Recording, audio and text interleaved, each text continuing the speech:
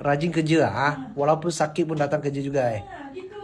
Hmm. Kena cari staff Pekerja yang terbaik. Terus, Ha?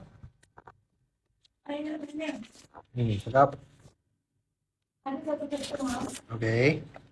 dia baru kerja 3 bulan. Kerja 3 bulan Kerja apa? Cikgu, teacher. Cikgu. Swasta ke kerajaan? Swasta. Swasta, okay. So, dia punya gaji lebih kurang dalam 2,000. 2,000, okay. Tapi dia nak pakai 5,000. 2,000. Bersih lah, bersih 2,000 lah. Bersih 2,000 tapi dia nak pakai dapat tangan 5,000. Boleh? 4,000, 5,000 boleh? Boleh? Boleh. Boleh suruh dia datang office lah. Okay. Apa saya dia suara macam tu?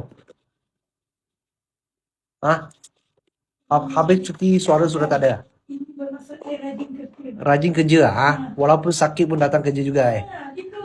Hmm. Kena cari staff Pekerja yang terbaik.